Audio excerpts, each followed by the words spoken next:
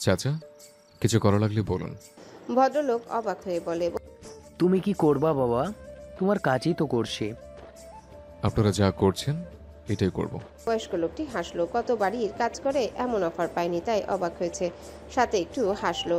সৌম্যর তার বাবার কথা মনে পড়লো। তার বয়স 6 থেকে 7 বছর হবে, তখন তার মা বেঁচে ছিল। তাদের গ্রামে এমন বাড়ির কাজ হলে তার বাবা তাকে কাঁধে তুলে নিয়ে সেই কাজের জায়গায় নিয়ে গিয়ে তার পাশে বসিয়ে রাখত। কথাগুলো ভেবে সৌম্য মৃদু হাসলো। অথচ আজ সে ওই বাড়ি না গেলেই তার বাবা খুশি, সে আর তার বোন গেলেই তার মুখ অন্ধকার হয়। সৌম্য খুব করে চায় আল্লাহ যেন ওই বাড়িতে আর কখনো তাকে আর তার বোনকে না নেয়। সৃজা সৌম্যর পাশে এসে দাঁড়িয়ে বলে, আপনাকে গ্রামের ছেলের লুকে ভালো লাগছে। সৌম্য গম্ভীর গলায় বলে, আমি গ্রামের ছেলে। কিছুক্ষণ আগে পর্যন্ত বোঝা যাচ্ছিল না আপনার ড্রেস আপের জন্য। সৌম্য ঘাড় ঘুরিয়ে বিরক্তি কণ্ঠে বলে, প্রয়োজনীয় কিছু বলবেন? সৃজা বিব্রত বোধ করে আমতা আমতা করে বলে, আমি আপনার চেয়ে অনেক ছোট, আমাকে তুমি করে বলেন। সৌম্য এবারেও বিরক্ত হয়ে বলে, আমি যাকে তাকে তুমি বলি না। সৃজা মন খারাপ করে বলে, তাহলে তুই বলুন। সৌম্য রেগে বলে, এটা আরো আগে বলি না। সৃজা ঢোক গিলল। সে তো ভালো করেই কথা বলছে, সৌম্য এমন রেগে যাচ্ছে কেন? আমতা আমতা করে বলে, আমি পিঠা বানিয়েছি, আপনি একবার ভেতরে আসবেন? সৌম্য ফোঁস করে শ্বাস ফেলে বলে, যতগুলো বানিয়েছেন সবগুলো এখানে আনুন। সৃজা একটু খুশি হলো। ভেতরে যেতে নিলে সৌম্য আবারও বলে, সবগুলো আনবেন, কারোর জন্য একটাও রাখলে আনার প্রয়োজন নেই। সৃজা বাঁকা চোখে তাকায় সৌম্যর দিকে। কারোর জন্য রাখবে না মানে? তার একটা ছোট ভাই আছে, বাবা মা আছে, লোকটা কেমন যেন। সৌম্য উঠানে পাতা একটা চেয়ারে বসলো। সৃজা এগিয়ে এসে বলে, আপনার বউ নেই জানি, কিন্তু লাভার আছে কি? সৌম্য শক্ত চোখে তাকায় সৃজার দিকে। সৃজা মেকি হেসে বলে, এমনি শুনতে চাইছিলাম আর কি। সৌম্য ছোট করে বলে। আচ্ছা। সৃজা অবাক হয়, উৎফুল্ল কণ্ঠে বলে, সত্যি ভাইয়া? সৌম্য সৃজার ব্যবহারে অবাক হয় না, এরকম রিয়াকশনই বোধহয় আশা করেছিল। মৃদুস্বরে বলে। সৃজা হেসে বলে, নাম ইরাবতী তাই না? সৌম্য তরাক করে সৃজার দিকে তাকায়। সৃজা সৌম্যর ভরকানো দৃষ্টি দেখে ভালোই মজা পায়। উল্টে ঘুরে বাড়ির ভিতর দৌড়ে যেতে যেতে বলে, আপুটার কপাল পুড়েছে, আপনি অনেক খিটখিটে, আপুকে ভুলে গিয়ে তার কপাল বাঁচিয়ে দিন।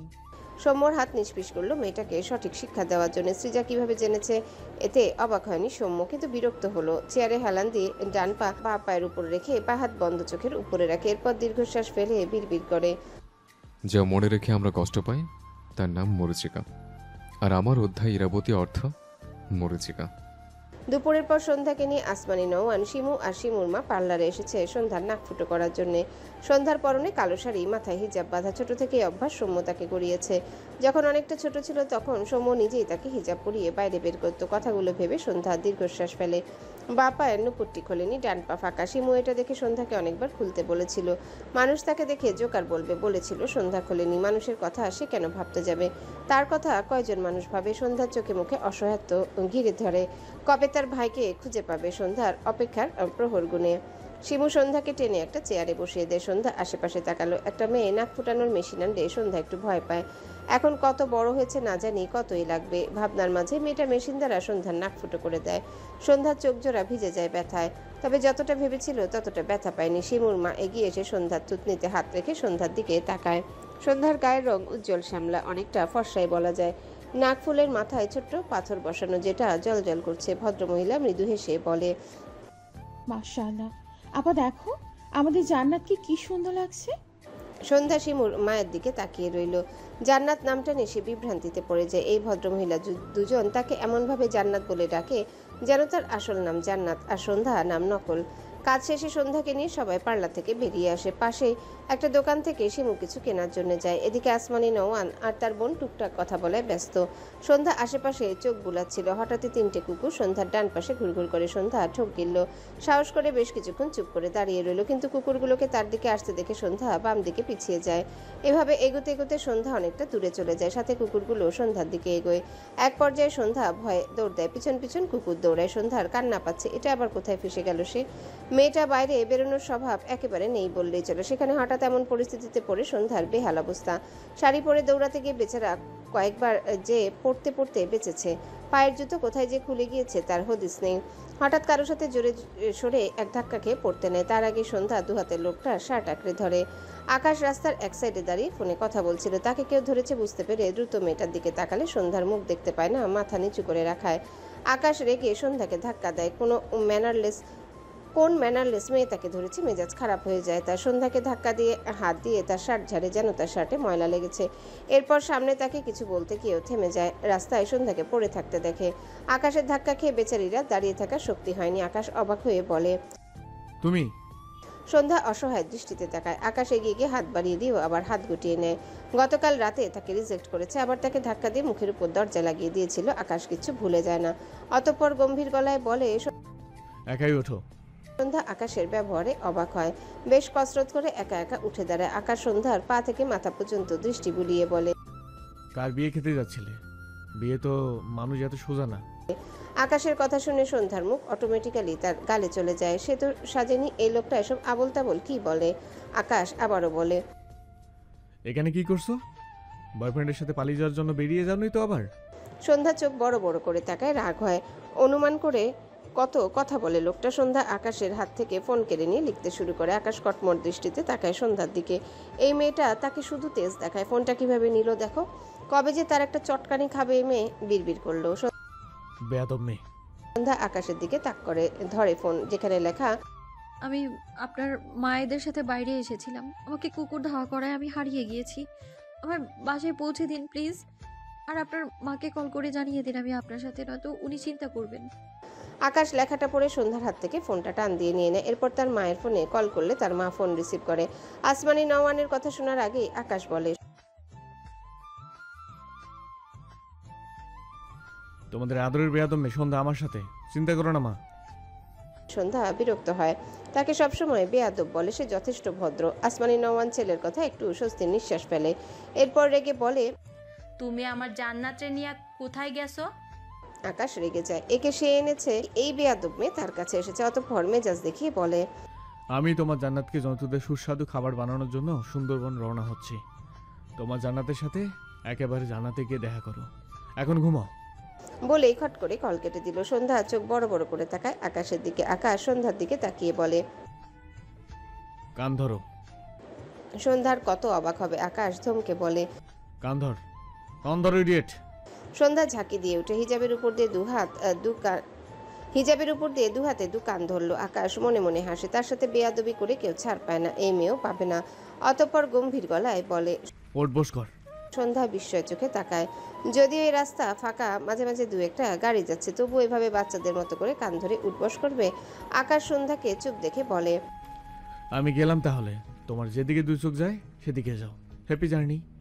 কথাটা বলে আকাশ উল্টো ঘুরলে সন্ধ্যা দ্রুত আকাশের শার্ট টেনে ধরে। আকাশ তার শার্ট ধরে রাখা সন্ধ্যার হাতের দিকে তাকালে সন্ধ্যা আকাশের শার্ট ছেড়ে দেয়। আকাশ সন্ধ্যার দিকে তাকালে সন্ধ্যা বোঝালো সে উঠবস করবে। আকাশ মনে মনে হেসে উপর থেকে গম্ভীর গলায় বলে, তাড়াতাড়ি করো। সন্ধ্যা ঢোক গিলে দু হাতে দোকান ধরে চোখ খিচিয়ে নেয়। সবসময় সে বেকায়দায় পড়ে, আর তারপর এসব উদ্ভট কাজ করতে হয় তাকে। সন্ধ্যা দ্রুত বসে পড়লো, আবার সাথে সাথে উঠলো। আকাশ ফোনের ভিডিও অন করেছে। সন্ধ্যা একবার উঠা বসা করে অসহায় দৃষ্টিতে তাকায় আকাশের দিকে। আকাশ ভুরু কুচকে বলে, হয়নি, 10 বার করতে হবে। সন্ধ্যার কান্না পাচ্ছে। লোকটা এমন কেন? সন্ধ্যা দৃষ্টি দেখে আকাশের একটু মায়া হলো। অতঃপর বলে, আচ্ছা, আর 2 বার বসো আর ওঠো। সন্ধ্যা দাঁতে দাঁত চেপে আকাশের কথা অনুযায়ী আরো 2 বার কান ধরে উঠবসা করে। আকাশ ফোন এমনভাবে ধরেছিল সন্ধ্যা বুঝতে পারেনি তার ভিডিও করছে লোকটা। আকাশ তার কাজ শেষে ফোন পকেটে রাখে। এরপর সন্ধ্যার হাত ধরে রাস্তার ওপাশে যেতে যেতে একটু হাসলো। আচ্ছা, জব্দ হয়েছে মেয়েটা। সন্ধ্যার ইচ্ছে করলো আকাশ যে তার হাত ধরেছে এই হাত খামচে রক্তাক্ত করে দিতে, কিন্তু সে এখন অসহায়। উপায় থাকলে এরকম করে দৌড় দিত। আকাশ তার গাড়ির দরজা খুলে সন্ধ্যাকে গাড়িতে উঠতে বলার আগে খেয়াল করলো সন্ধ্যার পা খালি। অবাক হয়ে বলে, তোমার জুতো নেই? সন্ধ্যার চোখে মুখে অসহায়ত্ব। আকাশ বুঝলো বোধহয়, হতাশ কণ্ঠে বলে, নিজেকে কুকুরদের কাছে বিলিয়ে দিতে পারোনি বলে জুতো জোড়া দিয়ে এসেছো? ভালো, খারাপ না। গাড়িতে ওঠো। সন্ধ্যা আকাশের অহেতুক কথা শুনে কি রিয়াকশন দিবে বোঝে না। গাড়িতে উঠে বসে। আকাশ ড্রাইভিং সিটে বসে গাড়ি স্টার্ট দেয়। এসেছিল ব্যবসার কাজে, এখন এই মেয়েকে নিয়ে তার ঘোরা লাগছে। আকাশ বিরক্ত হলো। প্রায় 20 মিনিটের মতো গাড়ি ড্রাইভ করে একটা জুতার শোরুমের সামনে গাড়ি থামে। এরপর সন্ধ্যাকে নিয়ে ভেতরে প্রবেশ করে। সন্ধ্যা বুঝলো আকাশ তাকে জুতো কিনে দেওয়ার জন্য এখানে এনেছে। সন্ধ্যা এলোমেলো পায়ে হাঁটে, একবার এদিক ওদিক তাকিয়েছিল, এরপর মাথা নিচু করে হাঁটে। আকাশ শোরুমের এক জায়গায় গিয়ে দাঁড়ালো। সামনে বসার জায়গা। আকাশ সন্ধ্যাকে বসতে বলে জুতা খুঁজে কালো কালার একজোড়া জুতার দিকে আঙ্গুল তাক করে বের করতে বলে। 18-19 বছরের একটা ছেলে আকাশের দেখানো জুতা বের করে হাঁটু মুড়ে বসে। দু হাতে জুতো দুদিকে ভাঁজ করে এক হাতে জুতো রেখে অপর হাত সন্ধ্যার দিকে বাড়িয়ে বলে। সন্ধ্যা ইতস্তত করে, ডান পা ধীরে ধীরে এগিয়ে দেয়। আকাশ ভ্রু কুঁচকে চেয়ে আছে, ব্যাপারটা তার পছন্দ হচ্ছে না। এই ছেলে সন্ধ্যাকে জুতা পরাবে কেন? অদ্ভুত। সন্ধ্যা পা এগিয়ে দেওয়ার আগেই আকাশ একটা বসার টুল দু হাতে টেনে নিয়ে বসে। এরপর বা পা জুতো সহ উঁচু জায়গাটায় রেখে বা হাতে ছেলেটার গাল চেপে ধরে ধমকে বলে। বউকার ছেলেটা অবাক হয়। সন্ধ্যা ডান পা উপরে রেখেছে। আকাশের কথায় অবাক হয় মেয়েটা। ছেলেটা কি বলবে বুঝে না। সে তো জানে না মেয়েটা কার বউ। যেহেতু এই লোকটার সাথে এসেছে এনারই হবে, সে অনুযায়ী ছেলেটি বলে। কথাটা বলার সাথে সাথে আকাশ ছেলেটার বাম গালে থাপ্পড় মেরে দেয়। অতঃপর রেগে বলে, বউ আমার পায়ে হাত দিছিস তুই, হিসাব তো মিলল না, তাই একটা ডোজ দিলাম। এরপর আকাশ ছেলেটার হাত থেকে জুতা নিয়ে বসা থেকে উঠে দাঁড়ায়। এরপর জুতো জোড়া নিচের ফ্লোরে শব্দ করে রেখে সন্ধ্যার উদ্দেশ্যে বলে। সাইজ চেক কর। সন্ধ্যা বিস্ময় দৃষ্টিতে চেয়ে আছে আকাশের দিকে। ওদিকে ছেলেটা গালে হাত দিয়ে বসে আছে। 8 বছরের পেশায় আছে, আজকের মতো অভিজ্ঞতা কখনো হয়নি বেচারার। কেমন রিয়েকশন দেওয়া উচিত বুঝতে পারছে না। অনেকেই অবাক হয়ে তাকিয়ে আছে। আকাশ স্বাভাবিক যেন কিছুই হয়নি। হঠাৎ অরুণ আকাশের পাশে দাঁড়িয়ে আকাশের কাঁধে হাত রেখে বলে। বুঝলাম না, বউ মানিস না, কিন্তু সময় মতো গলা ফাটিয়ে ঠিকই বউ বউ করিস। কাহিনী কি রে? আকাশ থতমত খেয়ে তাকায়। এরপর সন্ধ্যার দিকে তাকিয়ে গলা ছেড়ে বলে। আইনত বউ তো, খেয়াল না রাখলে পুলিশের হেফাজত করতে হবে। অরুণ মাথায় হাত দিয়ে বলে। ও মা, তোকে যে পুলিশ ধরবে, ওর বাড়ি কোথায়, ও থাকে কোথায়? আকাশ অরুণের দিকে চেয়ে মৃদু স্বরে বলে। তোর চকির তলে। অরুণ চোখ বড় বড় করে বলে। আমার চকি? সেটা কোথায়? আকাশ বিরক্তি কণ্ঠে বলে। হাতালে খুঁজে পাবি। অরুণ অসহায় মুখ করে তাকায়। মনে হচ্ছে তার প্রেস্টিজ আজ সব পাঞ্চার হয়ে গেছে। আকাশের কথা শুনে সন্ধ্যা মাথা নিচু করে হেসে ফেলে। আকাশ সন্ধ্যার দিকে চেয়ে বলে। তোমার জুতা ঠিক আছে? সন্ধ্যা হাসি আটকে মাথা নেড়ে সম্মতি দেয়। আকাশ বলে। গাড়ি থেকে বসো, যাও। সন্ধ্যা মাথা নিচু করে শোরুম থেকে বেরিয়ে যায়। আকাশ বেল মিটিয়ে অরুণের কাঁধে হাত রেখে শোরুম থেকে বেরিয়ে যেতে যেতে বলে। তোমার গার্লফ্রেন্ডের কি অবস্থা? অরুণ অসহায় মুখ করে বলে। সব ভেঙে গিয়েছে। কিভাবে যে কি হলো কিছুই বুঝলাম না ইয়ার। সবাই একসাথে আমার সাথে দেখা করতে চলে এসেছিল, এরপর নিজেরাই চুলোচুলি করছিল। আমি ভেগে এসেছি। খুব বোরিং টাইম যাচ্ছে আমার। আকাশ মনে মনে হাসলো। পিছনের কাঠি তো সে নেড়েছিল। বাইরে বেরিয়ে আশেপাশে তাকিয়ে কিছু খুঁজলো। শোরুমের ভেতরে যাওয়ার সময় চোখে পড়েছিল কাঙ্ক্ষিত মানুষদের দেখতে পেয়ে অরুণকে নিয়ে সেদিকে যেতে যেতে সিরিয়াস কণ্ঠে বলে। তোকে কয়েকটা গার্লফ্রেন্ড খুঁজে দিচ্ছি, টাকা খরচ করতে হবে, বেশি একটা পারবি না। অরুণ চোখ ছোট ছোট করে তাকায়। এই আকাশ এত ভালো হলো কবে থেকে ভাবনা রেখে বলে। সত্যি বলছিস? আকাশ স্বাভাবিক গলায় বলে। অফকোর্স। বলতে বলতে কয়েকজনের সামনে গিয়ে দাঁড়ায়। অরুণ ভ্রু কুচকে চেয়ে আছে। আকাশ তাদের সামনে দাঁড়ানো 4টে হিজড়ার উদ্দেশ্যে বলে। আমার বন্ধু আপনাদের গার্লফ্রেন্ড বানাতে চাই, আপনাদের সবাইকে আমার বন্ধু পছন্দ হয়েছে। আকাশের কথা শুনে অরুণ চোখ বড় বড় করে তাকায়। এই বেয়াদবের পেটে তাহলে এই ছিল। সামনে দাঁড়ানো হিজড়াগুলো অরুণের দিকে তাকালে দেখলো বিদেশি ছেলে। তারা আকাশে তারা পাওয়ার মতো রিয়াকশন দেয়। সবাই একসাথে তালি দিতে দিতে বলে। অরুণ চোখ মুখ কুচকে বলে। ছি, কি জঘন্য লাগছে বাবু শব্দটা। আকাশ অরুণের কাছ থেকে হাত নামিয়ে গম্ভীর গলায় বলে। বিদেশি ছেলে, কোটি টাকার মালিক, আপনাদের সব ডিমান্ডও পূরণ করবে। আকাশের কথা শুনে অরুণ কটমট দৃষ্টিতে তাকায়। উল্টো ঘুরে যেতে নিলে হিজড়াগুলো এসে অরুণকে টেনে ধরে। অরুণ কাঁদো কাঁদো মুখ করে বলে।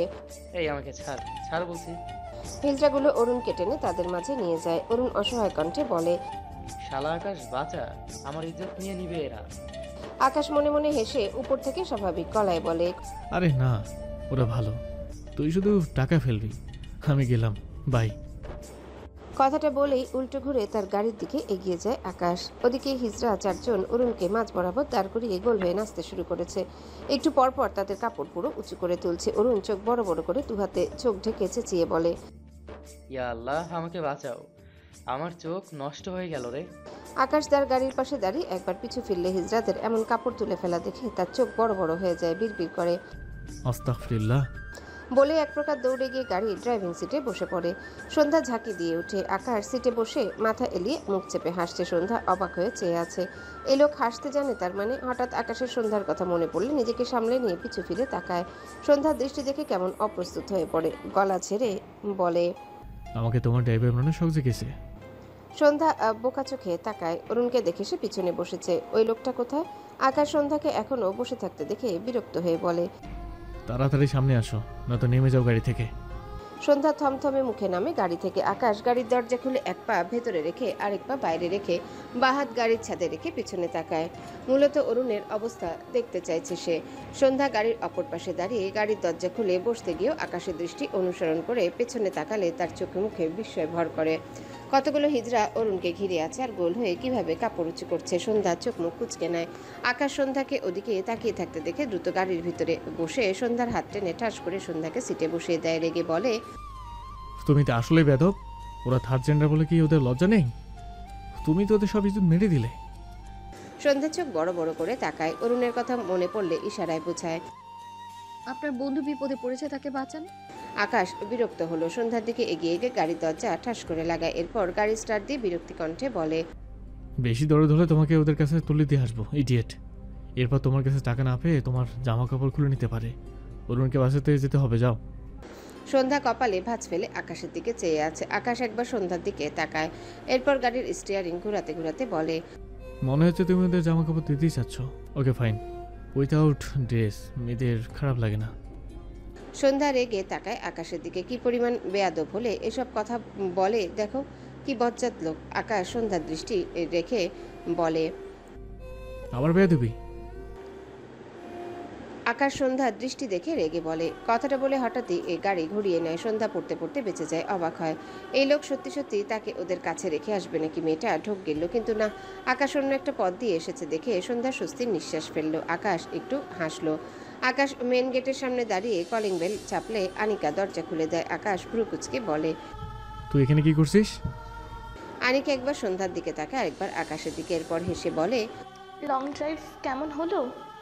আকাশ বিরক্ত হয়ে আনিকাকে পাশ কাটিয়ে ভেতরে চলে যায়। আনিকা সন্ধ্যাকে গালে হাত দিয়ে হেসে বলে, কেমন আছো? সন্ধ্যা মাথা নেড়ে বোঝায় ভালো। আনিকা সন্ধ্যাকে টেনে ভেতরে নিয়ে যায়। আসমানি নওয়ানের উদ্দেশ্যে বলে, আন্টি, আজকে সবাই চলো না। মানুষ বিয়ের কতদিন হাঁটে যায়, তোমাদের আগের দিন যেতে বলছে তাও যাচ্ছ না। আসমানি নওয়ান মৃদু হেসে বলে, কালকে সকাল সকাল যামো মা, তুমি খাইয়া যাইও। আনিকা মন খারাপ করে মাথা নেড়ে সম্মতি দেয়। আসমানি নওয়ান রান্নাঘরের দিকে যায় রান্না বসাতে। আনিকা সন্ধ্যার হাত ধরে বলে, এসো সন্ধ্যা, তোমাকে সাজানো শেখাই। কালকে কিন্তু অনেক সেজে যাবে, বুঝেছো? সন্ধ্যা বিব্রত বোধ করলো। আনিকা আকাশের দিকে তাকিয়ে বলে, এই আকাশ, আমাকে বাড়িতে রেখে আসিস। আকাশ দোতলা থেকে একবার নিচে তাকিয়ে বলে। তোর পা নেই? আনিকা হেসে বলে, না, তোর কোলে উঠে যাব। এরপর সন্ধ্যার দিকে তাকিয়ে বলে, তোমার স্বামীর কোলে অনেক আরাম, বুঝলে? আকাশ দোতলা থেকে একবার নিচে তাকিয়ে বলে। আনিকা হেসে বলে। এরপর সন্ধ্যার দিকে তাকিয়ে বলে। সন্ধ্যা অস্বস্তিতে পড়ে যায়। আকাশ রেকর্ডার চালু করে, যেখানে আনিকার বলা মাত্র রেকর্ড অনবরত বাজছে। আকাশ রেকর্ডটি আনিকা স্বামীর হোয়াটসঅ্যাপে পাঠিয়ে আনিকার দিকে চেয়ে বাঁকা হেসে ভয়েসে বলে, রাব্বির ভয়েসটি খুবই ইম্পর্টেন্ট, দ্রুত শোন। আনিকা চোখ বড় বড় করে তাকায়, মাথায় হাত দিয়ে বলে, আরে আরে, আমার সংসার আগুন লাগাস কেন? তোর বউ তোকে উঠতে বসতে লাথি দেবে, দেখিস। সন্ধ্যা চোখ বড় বড় করে তাকায় আনিকার দিকে। আকাশ একবার সন্ধ্যার দিকে তাকালো। এরপর তার ঘরে চলে যায়। আনিকা অসহায় কণ্ঠে বলে, এই ভয়েস শুনে রাব্বি আমাকে থাপড়াবে। এরপর সন্ধ্যার দিকে তাকিয়ে বলে, তুমি এত ভদ্র কেন সন্ধ্যা? আমি তোমাকে ট্রেনিং দেব, সত্যি সত্যি লাথেরি বাইকে। আনিকার কথা বলার ধরনে সন্ধ্যা হেসে ফেলল। প্রায় ঘন্টাখানেক পর খাওয়া দাওয়া শেষে আকাশ আনিকাকে রেখে আসার জন্য বাইরে বেরিয়ে আসে। আনিকা পিছু পিছু আসছে। আকাশ তার গাড়ির কাছে গিয়ে দাঁড়ালে দেখলো অরুণের ফর্সা মুখ লাল হয়ে আছে। আনিকা অরুণের বেহাল অবস্থা দেখে এগিয়ে গিয়ে অরুণের বাহুতে হাত দিয়ে বলে, কিরে, তোর এই অবস্থা হলো কি করে? আকাশ অরুণের দিকে চেয়ে বলে। ওকে স্পেশাল ক্লাস করতে দিয়ে এসেছিলাম। এরপর ভ্রু নাচিয়ে বলে, কেমন লাগলো অরুণ? অরুণ এগিয়ে এসে আকাশের গালে ঠাস করে থাপ্পড় মেরে রেগে বলে, তুই বন্ধু না শত্রু?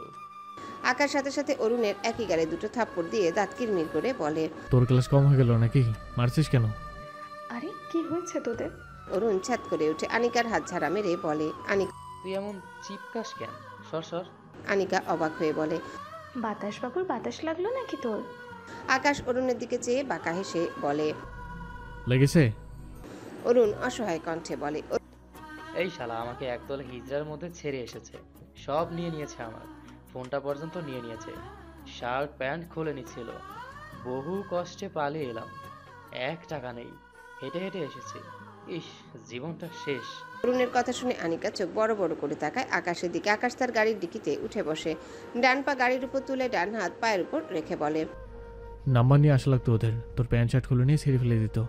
এটা তো স্পেশাল ক্লাসে হইল, তাই না? অরুণ ধূপধাপ পা ফেলে বাড়ির দিকে যেতে যেতে বলে, কালকেই বিদেশ চলে যাব আমি। এরকম শত্রুর বাড়ি থাকার কোনো ইচ্ছে নেই আমার। আনিকা বহু কষ্টে তখন হাসি চেপে রেখেছিল। অরুণ যেতে হো হো করে হেসে দেয়। হাসতে হাসতে রাস্তায় বসে পড়েছে। অনেক কষ্টে হাসি থামিয়ে বলে, তাই বলে হিজরাতের কাছে ছেড়ে দিলি? আল্লাহ! অরুণ এগিয়ে এসে চেঁচিয়ে বলে, তুইও মজা নিচ্ছিস? অরুণের কণ্ঠ পেয়ে আনিকা থতমত খেয়ে তাকায়। হাসি আটকাতে চাইলো কিন্তু পারল না। হাসতে হাসতে বলে, দোস্ত, আজকেই লাস্ট হাসি, আর হাসবো না। অরুণ চেঁচিয়ে বলে, তোদের মতো হারামি যে দেশে আছে সেই দেশে আর একদিন নেই আমি। আকাশ পকেট থেকে ফোন বের করে বলে, টিকটক বুক কর, ফোন তো তোর গার্লফ্রেন্ডে দিয়ে এলি। আনিকা হাসতে হাসতে বলে, এই আকাশ থাম, করুণবাবু তুই কাঁদিস না, তোর জন্য আমি একটা বউয়ের ব্যবস্থা করব। গার্লফ্রেন্ডের জন্য আর ভিখারি হয়ে ঘোরা লাগবে না। অরুণ ইনোসেন্ট ফেস বানিয়ে বলে, কালকে বিয়েতে একটা মেয়ে পটিয়ে দিস, তাহলে থেকে যাব। অরুণের কথায় আনিকা আরেক দফা হাসলো।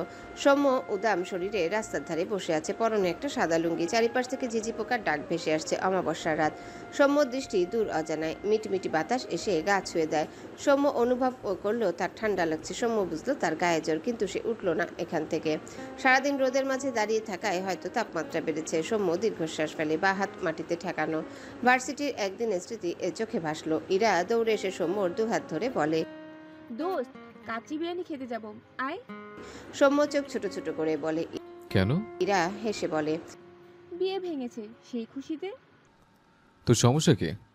আন্টি আমাকে গতকাল অনেক বুঝিয়েছে, তোকে যেন বোঝায়। তার ফলাফল বিয়ে ভেঙে আমাকে কাছে খাওয়াতে এসছিস। তুই খা যা, তুই বিয়ে ভাঙিস, আমি আন্টির কাছে কালার হয়ে বসে থাকে। ইরা মন খারাপ করে বলে, আরে আমার কথা পাতা দিস না, আমি আর একটু বড় হয়ে নিই, তারপর বিয়ে করব। সেই বড় কবে হবে? তোর বয়স 23 পেরিয়েছে। এরা ইরা সৌম্যর হাত ধরে টেনে নিয়ে যেতে যেতে বলে, আমার বিয়ে নিয়ে তোর এত ভেবে তুই তাড়াতাড়ি চাকরি করা শুরু করবি? সৌম্য দীর্ঘশ্বাস ফেলে বলে।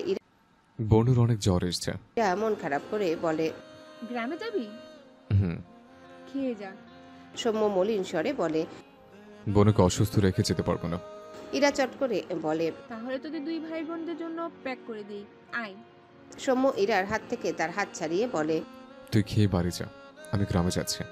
ইরা দৌড়ে সৌম্যর সামনে দাঁড়িয়ে মাথা উঁচু করে বলে, এমন করিস না, আর কিছু চাইবো না, এই একটা উপহার হিসেবে নিয়ে প্লিজ। সৌম্যকে চুপ করে নিজের দিকে তাকিয়ে থাকতে দেখে ইরা দু হাতে সৌম্যর দুগাল এদিক ওদিক নাড়িয়ে বলে, না করলে কার না আসে আমার, প্লিজ সোমু, নিয়ে নে না। কথাটা বলে ইরা ভ্রু কুচকে নেয়। ডান হাতের উল্টো পিঠে সৌম্যর কপাল চেক করে বলে, তোরও জ্বর এসেছে? সৌম্য ইরার হাত ছাড়িয়ে নিয়ে বলে, আমার জ্বর গায়ে লাগে না। ইরা চট করে বলে, কিন্তু আমার লাগে। কথাটা বলে ইরা থতমত খায়। সৌম্য ইরাকে সরিয়ে দিয়ে যেতে যেতে গম্ভীর গলায় বলে, বাড়ি যা। ইরা ঢোক গিলল। দ্রুত সৌম্যর হাত টেনে বলে, সোমু। সৌম্য বিরক্তি কণ্ঠে বলে, ইরা, আমি তুই দুজনেই অনেক বড়। তুই যখন তখন এভাবে এসে আমাকে ধরবি না, হাত ছাড়। ইরা সৌম্যর হাত ছেড়ে বিড়বিড় করে। এই সময় সারাদিন ধরে বসে থাকবো। সেদিন সৌম্য কাচ্চি নিজের জন্য আর তার বোনের জন্য প্যাক করে নিয়েছিল। সাথে ইরার পাশে বসে ইরার খাওয়া দেখেছিল। বিল সেই দিয়েছিল। ইরা শত শত ইমোশনাল কথা বলে সৌম্যকে মানাতে পারেনি। তবে এক পাতা ওষুধ ইরা সৌম্যর হাতে দিয়ে অনুরোধ করে বলেছিল, এটা ফিরিয়ে দিস না প্লিজ। এবার তুই না মানলে এই ভরা রাস্তায় তোর পা ধরে বসে থাকবো। সৌম্য মৃদু হেসে ওষুধের পাতা নিয়ে পকেটে রেখেছিল। কথাগুলো ভেবে সৌম্য দীর্ঘশ্বাস ফেলল। সন্ধ্যার কথা মনে পড়ল। সন্ধ্যা থাকলে তাকে মায়ের মতো শাসন করত। একটু কিছু করলে সন্ধ্যা চোখ পাকিয়ে তাকাতো। সৌম্য হেসে আবারও শুয়ে পড়তো। সৌম্যর আজও জ্বর এসেছে, কিন্তু ইরা তার খোঁজ নেয়নি আর। কার উপর অভিযোগ করবে সে, যার ভাগ্যে দুঃখ ছাড়া কিছু লেখা নেই? সৌম্যর চোখ দুটো লাল, সাথে জ্বালা করছে। সৃজা সৌম্যর পাশে অনেকক্ষণ থেকে দাঁড়িয়ে আছে। সৌম্যকে এমন স্ট্যাচু হয়ে বসে থাকতে দেখে ধীরে ধীরে সৌম্যর পাশে বসে মিনমিন করে বলে, ভাইয়া, রাতের খাবার খাবেন না? সৌম্য যেভাবে ছিল সেভাবেই উত্তর দেয়, না। কেন? সৌম্য কিছু বলল না। সৃজা মৃদু স্বরে বলে, আপনি কি ইরাবতীর কথা ভাবছেন? সৌম্য বিরক্তি কণ্ঠে বলে, সবার জন্য ওর নাম ইরা। কথাটা বলে সৌম্য বড় বড় পা ফেলে বাড়ির দিকে যায়। সৃজা সৌম্যের পিছু পিছু দৌড়ায়। বেচারি ভয় পেয়েছে। কত সাহস সঞ্চয় করে এখানে এসেছে আর লোকটা তাকে রেখেই চলে যাচ্ছে। সকাল 9টার পর ইরা সৌম্যর মেসের সামনে দাঁড়িয়ে আছে গত 1 ঘন্টা যাবত। হঠাৎ পরিচিত কাউকে চোখে পড়লে ইরা এগিয়ে গিয়ে ডাকে। ভাইয়া। মেয়ে কণ্ঠে রিহান পিছু ফিরে তাকায়, একটু ভেবে বলে, আপনি ইরা? জি ভাইয়া। সৌম্য কোথায় জানেন? রিহান মৃদুস্বরে বলে। জানি না। ইরা খুব ভালোই বুঝলো রিহান তাকে মিথ্যা বলছে। রিহান সৌম্যর সাথে এক মেসে থাকে। ইরা দীর্ঘশ্বাস ফেলে বলে, সৌম্যর রুমের চাবিটা একটু দিবেন? রিহান ভ্রু কুঁচকে বলে, কেন? ইরা হাত জোর করে বলে, প্লিজ ভাইয়া দিন, আমার দরকার আছে। রিহান দিতে রাজি হয় না। ইরা বেশ অনেকক্ষণ জোরাজোরি করে রিহানের থেকে চাবি টানে। এরপর সে সৌম্যর ঘরে যায়। সৌম্যর ঘরে তেমন কিছু নেই, একটা চৌকি পাতা, সাথে একটা আলনা যেখানে কাপড় রাখা হয়, আর একটা ছোট কাঠের টেবিল। ঘরের এক কোণে কিছু হাঁড়ি পাতিল রাখা। ইরা সৌম্যর টেবিলের সামনে গিয়ে বসে। অনেকটা সময় চুপচাপ বসে থাকে। সেখানে একটা ছোট্ট ডায়েরি পায়। ডায়েরিটা উল্টে পাল্টে দেখে, এরপর ডায়েরিটা হাতে নিয়ে রুম থেকে বেরিয়ে রুমে তালা দেয়।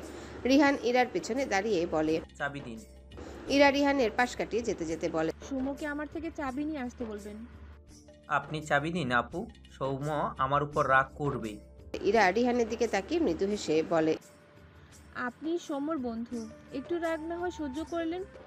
রিহান বিরক্তি কণ্ঠে বলে, আপনি চাবি দিন। ইরা শুনল না। রিহান হঠাৎই বলে, আপনার মতো মেয়েকে সৌম্য পছন্দ করে না। রিহানের কথা ইরার পা থেমে যায়। উল্টো ঘুরে অবাক হয়ে বলে, মানে? রিহান ইরার পোশাকের দিকে একবার চোখ বোলায়, এরপর বলে, এসব পোশাক সৌম্য পছন্দ করে না। ইরা নিজের দিকে তাকালো। তার পরনে একটা জিন্স প্যান্ট, উপরে টপ, গলায় একটা স্কার্ফ ঝুলানো। অতঃপর রিহানের দিকে তাকিয়ে অবাক হয়ে বলে, সৌম্য এসব ব্যাপারে আমাকে কখনো কিচ্ছু বলেনি তো। রিহান তার রুমে যেতে যেতে বলে, কারণ আপনি সৌম্যর নন। কথাটা শুনে ইরার চোখ জোড়া ভরে ওঠে। বাক্যটা ছোট, অথচ ইরার হৃদয়ে আঘাত হানল তীব্রভাবে। বিড়বিড় করলো, সৌম্য। শিমু সন্ধ্যাকে পার্পেল কালার জর্জেটের একটা খুব সুন্দর শাড়ি পরিয়ে দিয়েছে, সাথে ম্যাচিং করে হিজাব পরিয়েছে। গতকাল রাতে সে আনিকার বোনের বিয়ের জন্য একটু কেনাকাটা করতে গিয়েছিল। সন্ধ্যার জন্য অনেক কিছু নিয়েছে। সন্ধ্যাকে সাজিয়ে দিতে নিলে বেচারি শিমুকে আটকে দেয়। শিমু তবুও জোর করে হালকা একটু সাজিয়ে দিয়েছে। আনিকাদের বাড়ি আসতে প্রায় 11টা বেজে যায়। আকাশ অফিসের কাজে আটকে গিয়েছে। দুপুরের আগে চলে আসবে। আসমানি নওমান সন্ধ্যার হাত ধরে ভেতরে যায়। বিয়ে বাড়িতে এত এত মানুষের মাঝে সন্ধ্যার অস্বস্তি হয়। মেয়েটা এসব পরিবেশে অভ্যস্ত নয়। আশেপাশটা অবাক হয়ে দেখছে। এত জাঁকজমকপূর্ণ বিয়ে বাড়ি এটাই তার প্রথম দেখা। শিমু সন্ধ্যাকে টেনে আনিকার বোনের ঘরের দিকে যায়। সন্ধ্যা চুপচাপ শিমুর সাথে পা মেলায়। আনিকার ছোট বোন অনামিকা, বয়স 19 বছর, অনার্স ফার্স্ট ইয়ারে পড়ছে। মেয়েটিকে বউ সাজিয়ে বসে রাখা হয়েছে বেডের মাঝখানে। সন্ধ্যা অবাক হয়ে তাকিয়ে আছে। মেয়েটিকে পুরো পুতুল লাগছে। সৌম্যর একটা কথা কানে বাজলো, বনু, তোকে পুতুল সাজিয়ে এক রাজপুত্রের হাতে তুলে দেব, দেখিস। কথাটা ভেবেই সন্ধ্যা মৃদু হাসলো। শিমু ফিসফিসিয়ে বলে, আকাশ ভাইয়ের বিয়েতে আমি এইভাবেই সাজতে চেয়েছিলাম, কিন্তু কিভাবে বিয়ে হলো বুঝতেই পারলাম না। শিমুর কথাটা শুনে সন্ধ্যার মুখ মলিন হয়। অনামিকা উসখুস করছে। সবার মাঝ থেকে উঠে আসলো। এরপর সবাইকে এড়িয়ে ঘর থেকে বেরিয়ে যায়। আশেপাশে একটা ফাঁকা জায়গা পেয়ে সেদিকে এগিয়ে যায়। তার কেমন যেন দম বন্ধ লাগছে। অনামিকা থেকে কিছুটা দূরত্বে অরুণ দাঁড়িয়ে সিগারেট ফুঁকছে। হঠাৎ অনামিকার দিকে নজর পড়লে অরুণের নজর আটকে যায়। অনামিকাকে ডান পাশ থেকে দেখা যাচ্ছে। অরুণ অবাক হয়ে তাকিয়ে রইল। আনিকা অরুণের হাত ধরে টেনে তার ঘরে নিয়ে যায়। অরুণের মাথা নিচু। আনিকা তার ঘরে অরুণকে নিয়ে ঠাস করে দরজা ভিড়িয়ে দেয়। এরপর আগে চিৎকার করে বলে, এই জানোয়ার, তুই কি মানুষ? কি করে পারলি তুই এমনটা করতে বল? বলতে বলতে অরুণের গালে সপাটে এক থাপ্পড় মেরে দেয় আনিকা। সন্ধ্যার খারাপ লাগছিল, তাই আনিকা সন্ধ্যাকে তার ঘরে বিশ্রাম নিতে রেখে গিয়েছিল। সন্ধ্যা বেলকনিতে দাঁড়িয়েছিল। চিৎকার শুনে বেলকনির দরজায় এসে দাঁড়ায়। অরুণকে থাপ্পড় মারতে দেখে অবাক হয়ে তাকায়। আকাশ আনিকাদের বাড়ি মাত্র এসেছে অফিস থেকে। আনিকার ঘরের পাশ দিয়ে যাচ্ছিল। হঠাৎ এমন একটা চিৎকার কানে আসতে দরজা ছেড়ে ভেতরে দৃষ্টি দিলে অরুণকে থাপ্পড় মারার দৃশ্য চোখে পড়ে। তার দ্রুত ঘরের ভেতরে গিয়ে বলে, আনিকা কি হয়েছে? অরুণকে মারলি কেন? আনিকার চোখ থেকে টপ টপ করে পানি পড়ছে। আকাশের দিকে চেয়ে বলে, এই জানোয়ারের সাথে আমরা বন্ধুত্ব করেছিলাম আকাশ, ও মানুষ নয়। আকাশ অরুণের দিকে তাকালে দেখলো অরুণের মাথা নিচু। আনিকা তার হাতের ফোন বাড়িয়ে দেয় আকাশের দিকে। আকাশ বিনা বাক্যে আনিকার হাত থেকে ফোন নিয়ে ফোন নিচের দিকে স্ক্রল করতে থাকে। 2 মিনিট পেরিয়ে যেতে আকাশ দৃষ্টি সরিয়ে নেয় স্ক্রিন থেকে। হাতের ফোন বেডের উপর ছুঁড়ে মেরে এদিক ওদিক হাঁটলো কয়েকবার। রাগ কন্ট্রোলের উপায়। বাম হাত কোমরে রেখে ডান হাতে গাল চুলকে একটু হেসে বলে, মারাত্মক রাগ লাগছে, কি করব এখন? কয়েক সেকেন্ডের মাথায় হঠাৎই অরুণের উপর বাঘের ন্যায় হামলে পড়ে আকাশ। সমানে অরুণের নাক বরাবর ঘুষি মারতে মারতে চিৎকার করে বলে, একে আজ এখানে কুরবানি করবো আমি। অনামিকা যা, দানি আয়। আনিকা সন্ধ্যা দুজনে ভয় পেয়ে যায়। আনিকা আকাশকে টেনে কান্নামাখা গলায় বলে, আকাশ ছাড়, ও মরে যাবে। আকাশ যেন নিজের মাঝেই নেই। অরুণের নাক মুখ দিয়ে রক্ত বেরিয়ে এসেছে, কিন্তু অপরাধীর ন্যায় চুপচাপ মার খাচ্ছে। আনিকা আকাশকে ঠেলছে, কিন্তু পারছে না। সে বুঝলো সে পারবে না। রাব্বিকে ডাকার জন্য দৌড়ে ঘর থেকে বেরিয়ে যায়। সন্ধ্যা অরুণের দিকে ভীত চোখে চেয়ে আছে। দ্রুত পায়ে গিয়ে সে আকাশকে টেনে সরাতে চায়। আকাশ বাধা পেয়ে রাগে সন্ধ্যাকে গায়ের জোরে ধাক্কা দেয়। সন্ধ্যা ছিটকে কয়েক হাত দূরে পড়ে যায়। দেয়ালের সাথে একটা গ্লাস খাড়া করে রাখা ছিল, সেটা সন্ধ্যার হাতে লেগে ঠাস করে এসে তার পায়ের উপর পড়ে টুকরো টুকরো হয়ে ভেঙে যায়। সন্ধ্যার ডান পা পুরো রক্তাক্ত হয়ে যায়। এত জোরে শব্দ পেয়ে আকাশ দ্রুত বাম দিকে ফিরে তাকালে সন্ধ্যাকে দেখে অবাক হয়। সন্ধ্যার পায়ের অবস্থা দেখে আকাশের চোখে মুখে বিস্ময় ভর করে। অরুণকে ছেড়ে আকাশ দৌড়ে সন্ধ্যার কাছে বসে পড়ে। সন্ধ্যার পা টেনে নিয়ে উল্টে পাল্টে দেখে আর হাঁপানো কণ্ঠে বলে, সরি, আমি তোকে দেখিনি, সরি। সন্ধ্যা ভেজা চোখে আকাশের দিকে তাকায়। আকাশের দুহাত রক্ত দ্বারা মাখামাখি। অরুণ মেঝেতে শুয়ে কয়েকবার কেশে ওঠে। অরুণের কাশির শব্দ পেয়ে আকাশ একবার পিছু ফিরে তাকালো। সন্ধ্যা আকাশের হাত থেকে নিজের পা ছাড়িয়ে নেয়। আকাশ কিছু বলল না, উঠে গিয়ে ঘরের দরজা আটকে দিল। এরপর এগিয়ে এসে সন্ধ্যাকে কোলে তুলে বেডে বসিয়ে দিল। সন্ধ্যা একটু কেঁপে ওঠে, তবে চুপ থাকলো। আকাশ একটা চেয়ার এগিয়ে আনলো অরুণের সামনে। এরপর বেশ শক্তি খাটিয়ে দুহাতে অরুণকে তুলে চেয়ারে বসালো। অরুণ চেয়ারে শরীর ছেড়ে দিয়েছে। আকাশ আশেপাশে ফার্স্ট এড বক্স খুঁজলো। ঘরের কর্নার টেবিলের কাছে পেয়েও গেল। এগিয়ে গিয়ে ফার্স্ট এড বক্সটি নিয়ে সন্ধ্যার পাশে দাঁড়িয়ে কিছু ব্যান্ডেজ সহ মলম সন্ধ্যার সামনে রেখে বলে, পা ব্যান্ডেজ করে নাও ফার্স্ট। অরুণের অবস্থা খারাপ, তুমি ব্যান্ডেজ করতে পারবে না? সন্ধ্যা আকাশের দিকে তাকালো। আকাশের মুখে মলিনতার চাপ। আকাশ সন্ধ্যাকে চুপ দেখে বিরক্ত হয়ে বলে, হ্যালো বন্ধুরা, পরবর্তী পার্ট খুব তাড়াতাড়ি আসবে, তো সবাই অপেক্ষায় থাকো। আর চ্যানেলটি যারা এখনো সাবস্ক্রাইব করোনি তারা পরবর্তী পার্ট দেখার জন্য চ্যানেলটি সাবস্ক্রাইব করে রেখো। ধন্যবাদ সবাইকে, আমাদের সাথেই থেকো।